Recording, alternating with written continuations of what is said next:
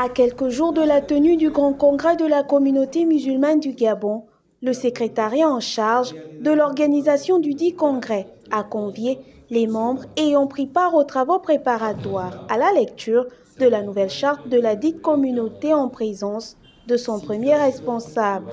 La présente charte définit le cadre général dans lequel les musulmans du Gabon entendent préciser la légitimité de l'exercice de leur foi au Gabon, les principes sur lesquels il convient de vivre ensemble cette foi, l'organisation de leur communauté religieuse, leur rapport à la société gabonaise et à l'État.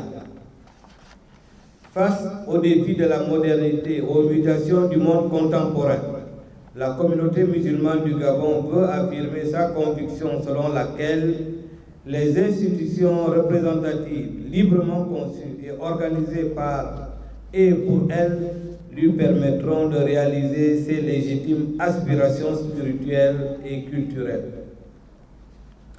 Grâce à ces institutions, elle sera à même de favoriser le progrès moral et la promotion sociale de ses membres, l'avenir de la vie culturelle et cultuelle de ses jeunes, de contribuer à organiser la solidarité envers les déshérités, de participer à la lutte contre les fléaux sociaux et d'éviter les dérives politiques et idéologiques qui sont susceptibles de miner son développement serein et harmonieux. L'islam est un message universel fondé sur le Coran et la Sunna. Les musulmans du Gabon veulent trouver dans le patriotisme spirituel, culturel et cultuel de ces deux sources les clés pour réussir l'adaptation nécessaire au développement, à la survie et au rayonnement et à la pratique correcte de l'islam, tout en vivant en harmonie avec le reste de la société gabonaise.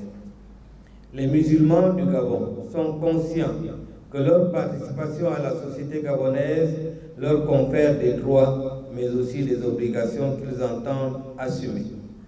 La communauté musulmane est invitée dans le Coran à être une communauté du juste milieu.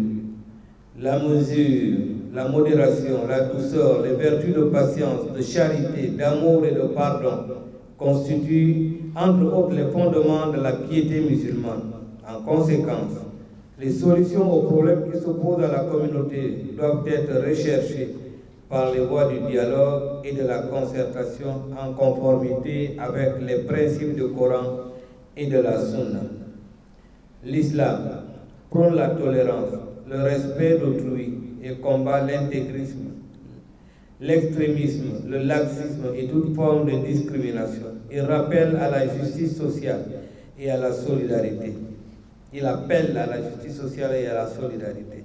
Les actions qui y concourent sont recommandées par le Coran et la Sunna avec une telle insistance qu'elles constituent des devoirs sacrés et donc prioritaires.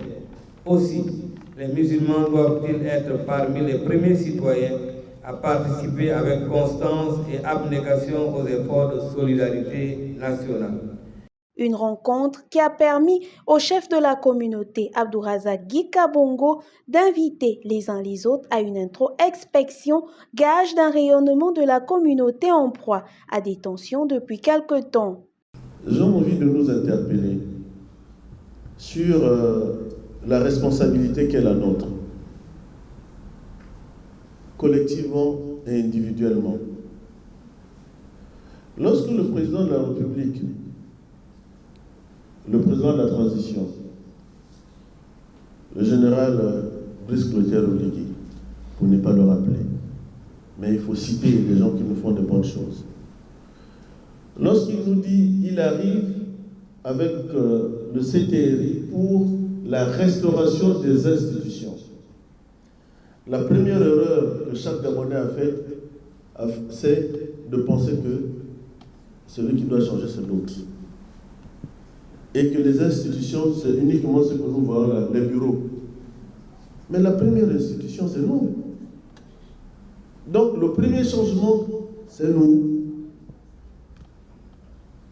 Si seulement chaque musulman peut prendre l'engagement de dire avant d'accuser l'autre, il faut que je me pose la question de savoir quelle est ma responsabilité dans tout ce qui est en train de se passer.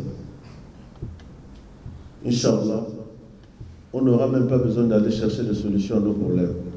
Parce que chacun de nous a une petite part de responsabilité. C'est donc le 31 mars que se tiendra cette assise tant attendue par les musulmans du Gabon en vue de sortir une fois pour toutes cette communauté des divisions qui la tiennent en otage.